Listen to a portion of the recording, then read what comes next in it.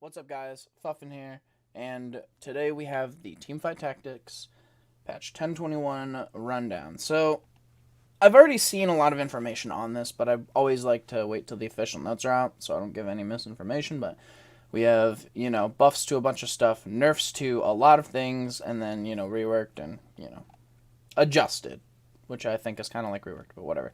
So, ranked rewards. You get, Victorious Hauntling, which I think is really cool. Play Scolder higher in ranked stages. Oh, okay. So I'll have this for a bunch of accounts.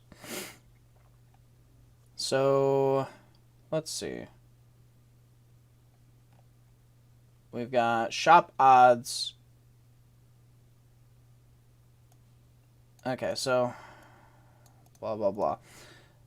So this is something that has been very divisive in the community. I think a lot of people love it and a lot of people hate it. I personally hate that this is getting removed. They're making it so your shop will repeat champions again. This sucks because I liked how this was before. I liked how this was. And that I think I've mentioned it in a couple videos. But, it's whatever, I guess. Modified chosen appearance. So it's just, you just have higher chances of getting chosens earlier. Now guaranteed to see a chosen. So those are good. These are good. This is awful, in my opinion.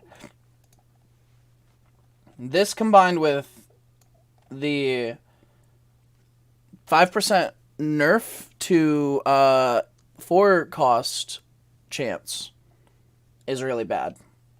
And the fact that they also nerf 4 costs, I think this is going to encourage hyper roll even more, but it's going to make it less easy to play hyper roll well, which is just going to make, I don't think this is going to be good. I don't think this is going to be good. This might be a bad patch. Adept's attack speed's getting buffed. The attack speed's slow, so this is good. Adept kind of fucking sucks right now. Hunter bonus damage is getting changed, so it's weaker earlier, and then a lot better later, so. Moonlight 5. Basically, if you get a Moonlight chosen and play all of them, it'll start up the 2 lowest champions. I don't know how good this is, because in the current Moonlight build, you only play Moonlight so that you don't have to play more Moonlight champions. If you get multiple Moonlight champions, I don't know exactly how well this is going to go. Moonlight doesn't have a lot of good synergies that go with it, that complement it.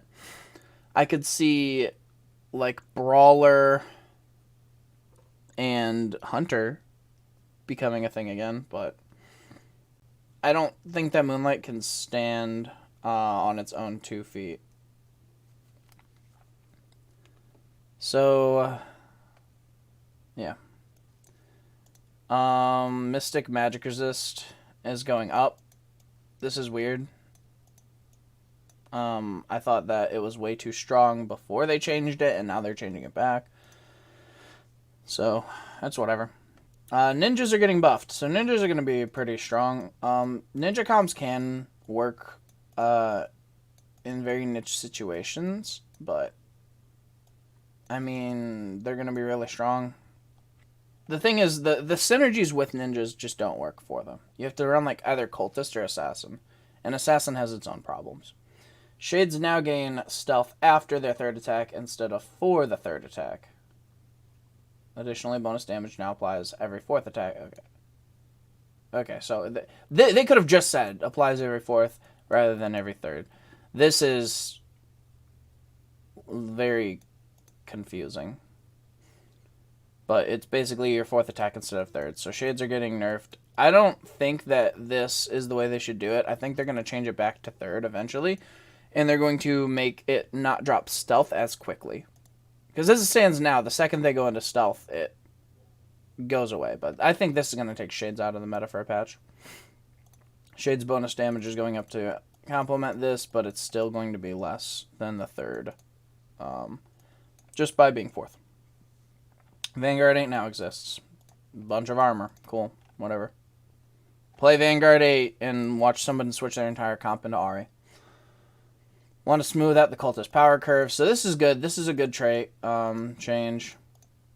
It's, giving Galio mech scaling, which I think is good. I like how that goes, but, This is something I've talked about that they should do for a while, and I'm glad that they're actually doing it. Basically, if you have cultists, they'll gain bonus AD and health for the Galio. So that's good. Divine's getting a rework. So I've seen people talk about this, but I haven't actually seen how it works. So upon attacking 6 times or dropping below 50% health, same cost as before, Divine units will remove all CC and ascend. Taking 50% reduced damage and dealing 50% bonus true damage for the duration of the ascension. So I don't know if it had the bonus before or if it was just all of the true damage. I don't know. I'm not sure how it is right now, but if it's 50% bonus true damage, like they gain 1.5 times damage, and that 0.5 is bonus, that is actually really crazy. But if it's only, 0.5 and 0.5, I don't know how it is right now. But the ascension goes for a matter of seconds based on it, and then it only can be activated once. So I think 2 Divine might be really bad.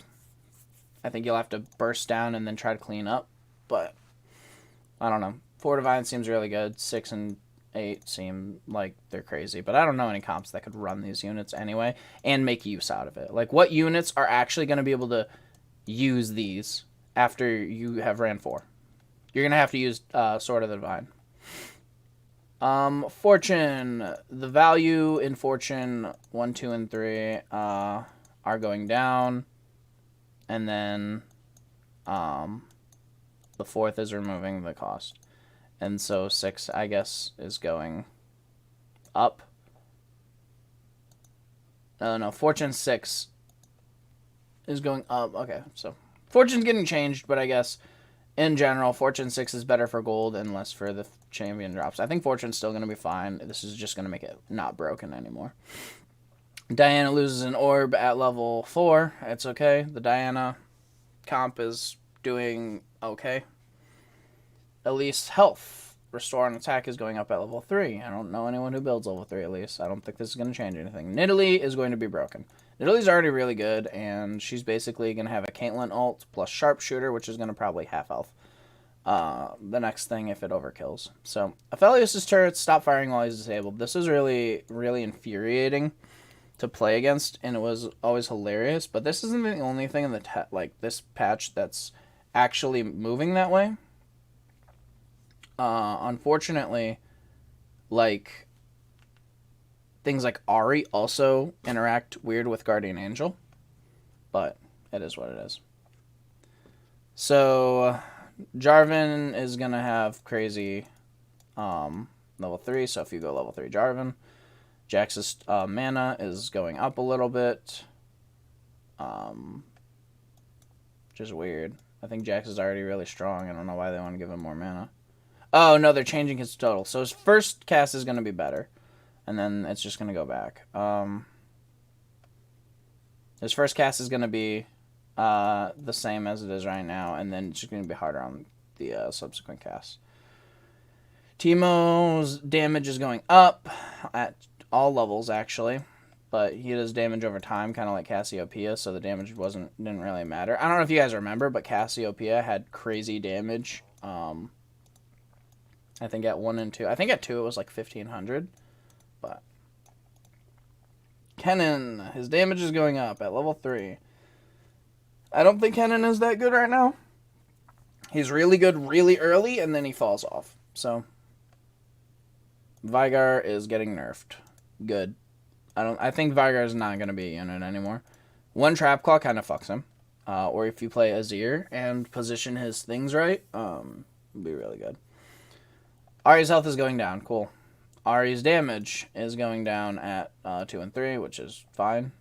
Jin's 4th shot at level 3 is going down. So the reason why this is a thing is because Sharpshooter is a thing, and he could, like, one-shot 4 units, which I guess is just way too strong. Way stronger than the Galaxy's version of Jin. Riven is getting just a slight nerf. This doesn't matter. This really doesn't matter, because once you factor in Dusk and all that, most of the time people play Riven as a tank at the end of the game anyway, and she's still one-shotting things. Talon's True Strike damage. This is getting nerfed. This is awful. I think that Talon is not a good champion right now. He needs perfect items, and the comp that he's ran in just doesn't have the damage to keep up with the current meta. Now, with everything getting nerfed, this might change, because I am an avid player of Enlightened Talon. I played that thing for like 10 or 20 games and just could not get it to work by forcing it every game. It's just not entirely possible to do it that way, and it really makes me sad because I think that Talon and Riven, like the Enlightened Talon and the Dusk Riven comps, are so fun to play because you can do anything with them. They have like 7 core champions, and then you can just build around them. It's so fun, but unfortunately, you don't really have the success unless you hit Talon 3, and now hitting Talon 3 may not even be like a game-winning thing anymore. But this is going to not be as big, because I'll get into it later. Azir's damage is going up. Azir 3 sucked. Whatever. I've never gotten it. Most of us haven't really gotten it. Kane's reaping slash damage is going down a little bit, but this isn't really an issue, and I'll explain why later. And, they actually changed the damage from 75, because it was going down to 65. Now it's 50. So now, going tank Kane might be better. Like, blue buff might not be good on Kane anymore. But, yeah, that's interesting. I guess we'll have to see. Blue Kane's still really strong, but, you know. Lilia's sleep duration. Okay, so, first off, I fucking hate this. I hate that a 5-cost champion has a 3.5 second stun. I think it's stupid. Especially because she's also a mage.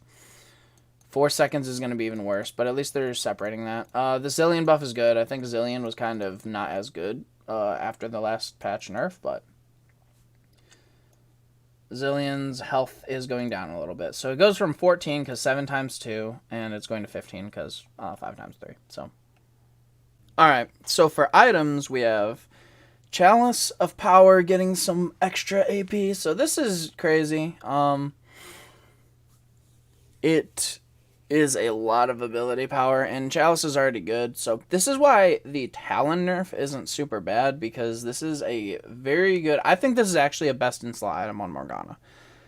And this will be very good if you can position Talon on top of it to kind of mitigate his ult damage at level 3. I personally really like the item. A lot of people don't build it, and that's why it's getting a buff. But people should be building it, and it's going to be pretty good. Stoneplate kind of sucks right now, so getting the extra buff is fine. Locket is a lot of bonus here.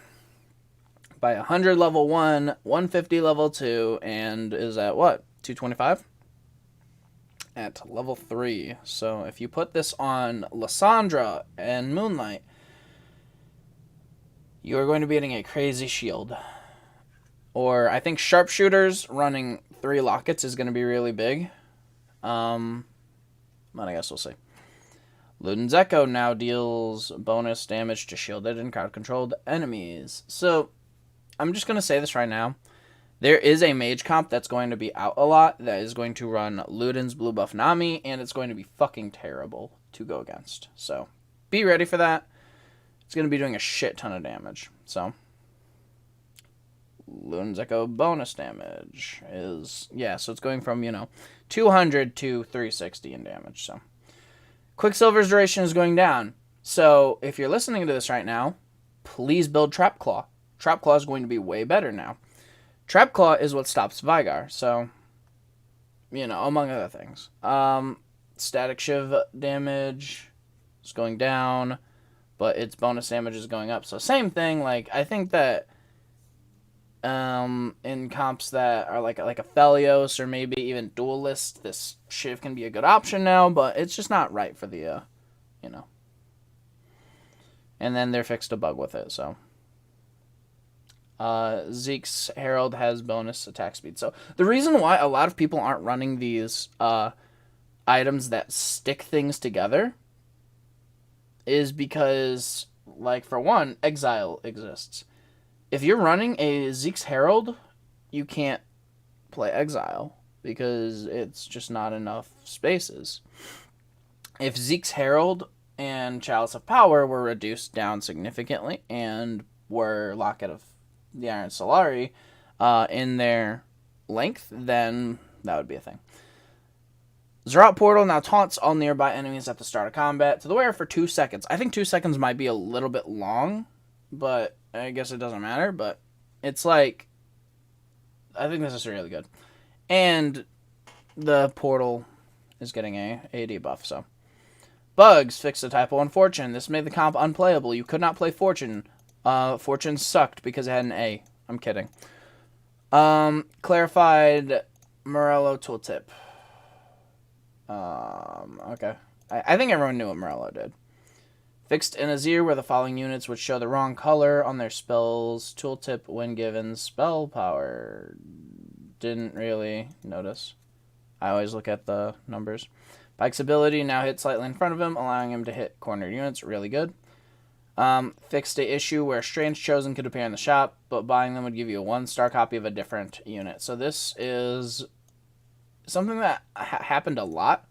Mostly on the PvE, but I'm glad it's fixed now. Kayn will no longer cast if no enemies are in range. This is why the Kayn nerf doesn't really do that much. I thought that it would be not as bad, but, I mean, Red Kayn now is just way better. Kayn is still going to be the strongest fucking unit, especially because of this. Because if you had Blue Buff Hodge on Kayn, he would jump to the back line, and if there was nothing for him to hit, he would still ult, which is such an awful thing. Or if he took extra mana, like, if he got to full mana by an auto attack by a ranged unit, he'd ult in place, and then it usually die by the time he got to the unit. Set can no longer cast on an enemy set, whatever. There's a bunch of bugs with Set and Lee Sin. Fix some bugs where specific Lord Fortune tables were dropping a bit more than intended. So yeah. Mobile, condensed, whatever. So for this, it's not too bad of a patch in its entirety, but like there's just a couple things that I really think that should just not be back in the game. Like this is just, it makes me so sad because it really does reward players who have better skills, and I think everything with this just doesn't make sense.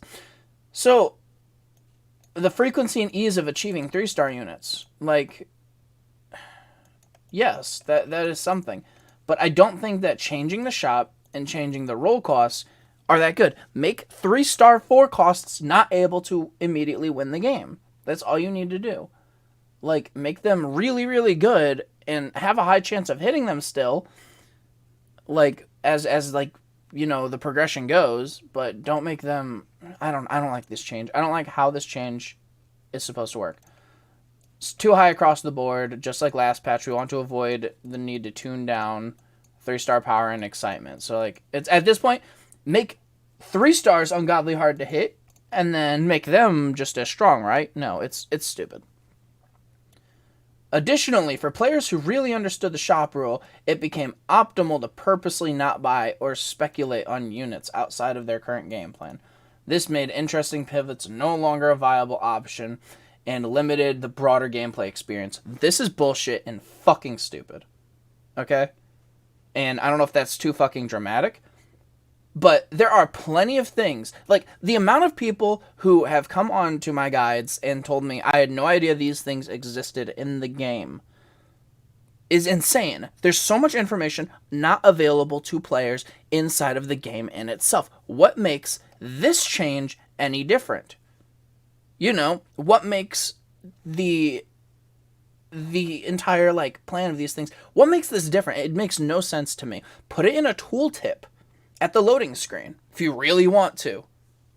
There's plenty of information that I've seen that is just not there.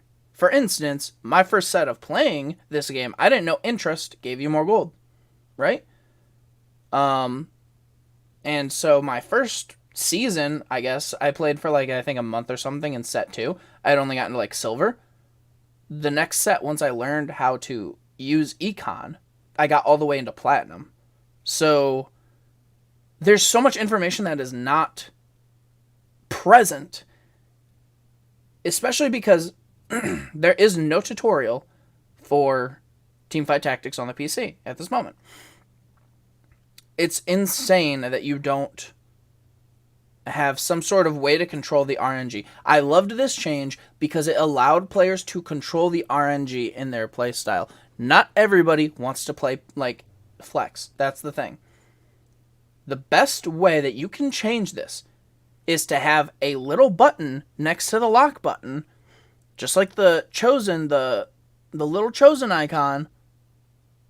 Have it a little click button, and you can say, do you want a flex shop, or do you want a shop that will let you not buy the same things? And I did have someone suggest to me, apparently in Auto Chess, they had a system where if you sold a champion, you would not get them on the next shop.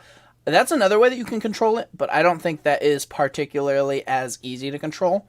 And I think it revolves around you holding too much value in gold just to not be able to get it at the next shop anyway. And it's sort of a catch-22 anyway, because if you're buying a unit and selling a unit, it's the same thing as not buying the unit. And it also, if you were selling a unit for gold but wanted the unit in the next shop, you couldn't do that. So I don't think that's particularly good. And someone said that was from a previous Auto Chess game. Correct me in the comments if I'm wrong, and I will pin your comment, because I don't have any information on that and I haven't looked it up. But I think that this change alone may just stop me from playing for the next set. Or not the next set, the next patch.